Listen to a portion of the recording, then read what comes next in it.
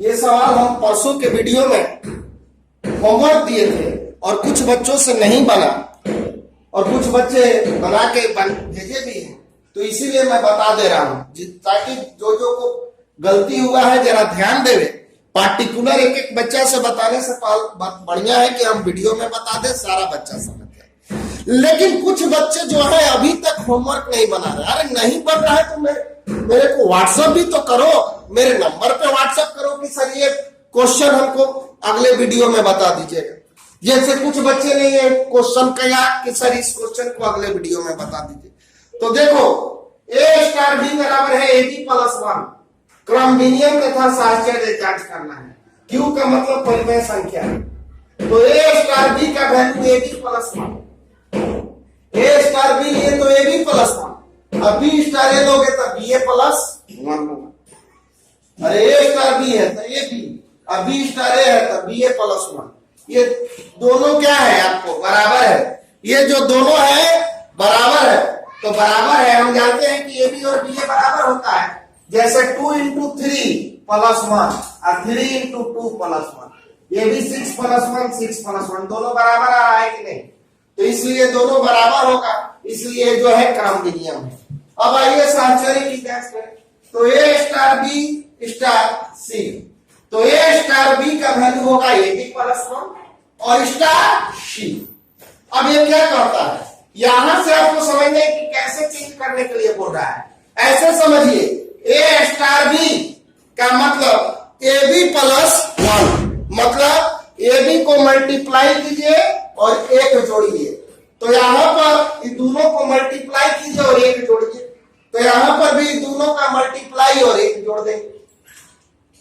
अब फिर स्टार है तो क्या करेंगे, दोनों का मल्टीप्लाई, ऐसे सोचना है दोनों का मल्टीप्लाई प्लस 1। तो दोनों का मल्टीप्लाई प्लस 1, तो मल्टीप्लाई तो दोनों से ना होगा। यहीं पे गलती कर दे रहे हैं बच्चे, इससे नहीं कर रहे हैं। तो ये आपका आ गया इसका। अब इसका ले लीजिए RHS ए स्टार बी स्टार सी, तो बी स्टार सी का वैल्यू इस आधार पे बी सी प्लस 1। अब क्या करेंगे, दोनों का मल्टीप्लाई प्लस 1। तो ये आपका आ गया A B C plus A plus 1। तो हम देख रहे हैं कि A star B star C A star B star C के बराबर नहीं है, अतः यह साहचर्य नहीं। देखिए यहाँ पे एबीसी प्लस ए प्लस 1 था, एबीसी प्लस सी प्लस 1 है, दोनों अलग अलग है, इसलिए साहचर्य नहीं। इसी में कुछ बच्चों को ये क्वेश्चन नहीं बना, ए स्टार बी बराबर 2 पे पावर ए बी। कोई बात नहीं बना, कोई दिक्कत नहीं है, प्रयास तो किया ना बच्चा। वैल्यू है 2 पे पावर ए बी, तो क्रम विनियम तथा साहचर्य जांच करना है। देखिए क्वेश्चन भी मेरा होमवर्क दिया था लेकिन बहुत सारे बच्चों से नहीं बना, इसलिए मैं बता दे रहा हूं। इसमें भी बच्चे साहचर्य में जाके गलती कर दे रहे हैं। ए स्टार बी क्या हो रहा है, यहां पे देखिए पिछले वीडियो में ए स्टार बी का मतलब था दोनों का गुणनफल और 1 जोड़ना। पिछले वीडियो में था दोनों का गुणनफल और 1 जोड़िए, और इस वीडियो में क्या है कि ये दोनों हटेगा और 2 आएगा। कभी भी इस वीडियो में इस क्वेश्चन में दोनों हटेगा और 2 आएगा, ये दोनों का मल्टीप्लाई ऊपर जाएगा। ऐसे सोचना है कि क्या चेंजिंग हो रहा है। तो पिछले क्वेश्चन में चेंजिंग हो रहा था कि दोनों का मल्टीप्लाई हो रहा था और 1 आ रहा था, और यहां पर क्या है दोनों जाएगा पावर में और नीचे 2 आएगा। अपना मन से क्वेश्चन कर रहा है, तो ए स्टार बी का वैल्यू 2 आ गया, ये दोनों ऊपर में चला गया। अब देखो बी स्टार ए का वैल्यू 2 पे पावर बी। हम जानते हैं कि 2 पे पावर 4 into 3 और 2 पे पावर 3 into 4 दोनों का वैल्यू बराबर होगा। ये 2 पे पावर 12 है, 2 पे पावर 12 है, तो ए स्टार बी जो है बी स्टार ए के बराबर है, अतः यह क्रम विनियम है। ये क्रम विनियम हो गया। अब आइए साहचर्य जांच करें।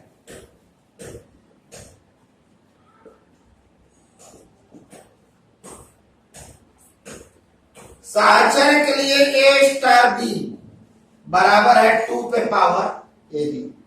ए स्टार बी बराबर है 2 पे power A B.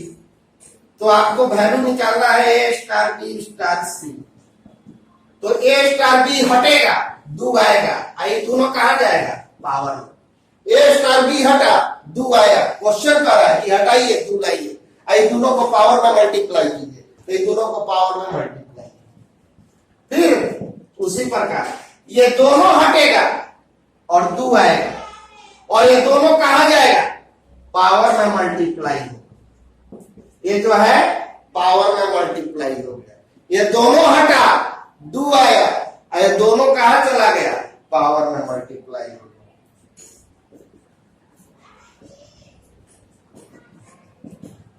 B star सी का वैल्यू 2 पे पावर बी सी, दोनों हट गया, 2 आ गया, दोनों मल्टीप्लाई। फिर ये दोनों हटेगा, 2 आएगा, और ये दोनों कहां चला गया मल्टीप्लाई। तो देखो बच्चों, ये 2 पे पावर ए बी है, ये 2 पे पावर बी सी है, ये सी से मल्टीप्लाई हो रहा है ये से, तो दोनों का वैल्यू अलग अलग है कि नहीं। तो ए स्टार बी स्टार सी बराबर नहीं है, अतः यह साहचर्य नहीं। अब आपको जहां गलती हुआ होगा सुधार लीजिएगा। यहां समझिए, दोनों हटा, यही नियम है, दोनों हटा, दोनों पावर पे गया, ये दोनों हटा, 2 आया, दोनों चला गया पावर में। फिर ये दोनों हटा, 2 आया, ये दोनों कहां चला गया पावर में। ए बराबर दिया हुआ है 1 2 3 4 5। ए स्टार डैश बी बराबर दिया हुआ है ए और बी का एचसीएफ। एचसीएफ का मतलब होता है हाईएस्ट कॉमन फैक्टर। एचसीएफ का मतलब होता है हाईएस्ट कॉमन फैक्टर। तो इसी का संक्रिया सारणी निकालना है। संक्रिया सारणी निकालने के लिए पहले आप एक रेक्टेंगल बनाएंगे,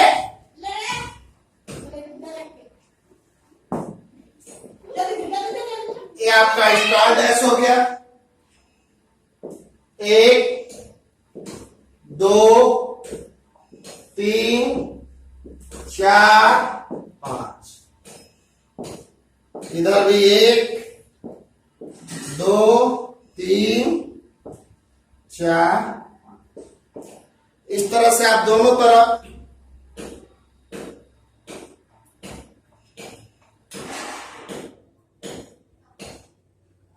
इस तरह से आप दोनों तरफ 1 2 3 4 5 लिख देंगे, 1 2 3 4 5। लेकिन पहले हाईएस्ट कॉमन फैक्टर समझिए। जैसे 4 और 2 का हाईएस्ट कॉमन फैक्टर, तो 4 को हम 4 गुने 1 और 2 इंटू 2 लिख सकते हैं, और इसको 1 इंटू 2 लिख सकते हैं। तो इसमें हाईएस्ट कॉमन फैक्टर दो कॉमन फैक्टर है, एक 1 1 और एक 2 2। लेकिन एचसीएफ का मतलब होता है एच माने हाईएस्ट, मतलब दोनों में बड़ा, और कॉमन, तो दोनों में बड़ा कौन है, यहाँ पे 2 है, तो 4 और 2 का हाईएस्ट कॉमन फैक्टर होगा 2। अब कोई पूछेगा कि 5 और 15 का हाईएस्ट कॉमन फैक्टर बताइए, तो आप 5 को कितना तरह से लिख सकते हो, 1 इंटू 5, और 15 को आप लिख सकते हो 3 इंटू 5 और 15 इंटू 1। तो यहाँ पे हाईएस्ट कॉमन फैक्टर 2 है, एक 1 वाला है और एक आपका 5 वाला है। लेकिन दोनों में बड़ा कौन है, 5। कॉमन भी होना चाहिए, और अगर एक से अधिक है तो दोनों में बड़ा देखना है। तो 1 और 5 में दोनों में बड़ा कौन है, 5 है, तो आपका हाईएस्ट कॉमन फैक्टर जो है 5 हुआ। तो 5 और 15 का हाईएस्ट कॉमन फैक्टर 5। अब आइए भरिए, यहां भी 1 है, यहां भी 1 है। 1 का मतलब 1 क्रॉस 1, इस 1 का भी मतलब 1 क्रॉस 1। तो दोनों में हाईएस्ट कॉमन फैक्टर, हाईएस्ट का मतलब दोनों में होना चाहिए, कॉमन का मतलब दोनों में होना चाहिए, और हाईएस्ट का मतलब दोनों में बड़ा। तो यहां पे तो एक एक कॉमन फैक्टर है दोनों का, तो 1 लिख देंगे, बड़ा या छोटा लीजिए। अब 1 और 2 में देखेंगे कि कौन हाईएस्ट है। तो 1 और 2, यहां पे स्टार डैश का मतलब है ए और बी का एचसीएफ।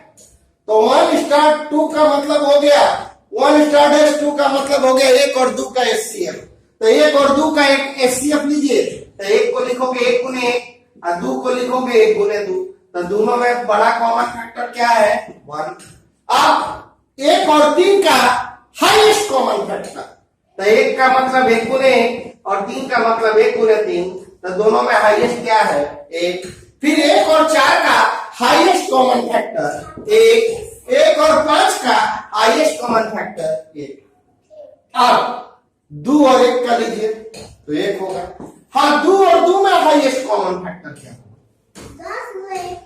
2 और 2 में हाईएस्ट कॉमन फैक्टर, तो 2 को हम लोग 2 into 1 और ये 2 को 2 into 1, ये भी कॉमन है, ये भी कॉमन है, लेकिन हाईएस्ट कौन है? 2, इसीलिए यहाँ पे 2 हो जाएगा। बट 2 और 3 में, तो 2 को 2 into 1 और 3 को 3 into 1 है। हाईएस्ट कॉमन फैक्टर आपका क्या हो गया? 1। अच्छा, 2 और 4 में हाईएस्ट कॉमन फैक्टर, तो 4 को लिखेंगे 4 into 1 और 2 into 2 और 2 को लिखेंगे 2 into 1। तो यहाँ पे एक 1 1 भी हो गया, एक 2 2 भी हो गया, तो हाईएस्ट कौन है? 2। और उसी तरह से 2 और 5 में हो जाएगा 1। 3 और 1 का 1, 3 और 2 का भी 1, 3 3 में हाईएस्ट 3 होगा।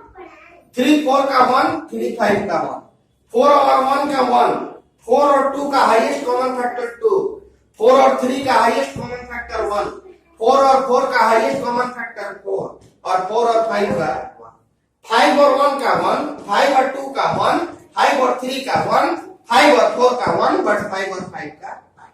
तो 5 और 5 का हाईएस्ट कॉमन फैक्टर होगा 5।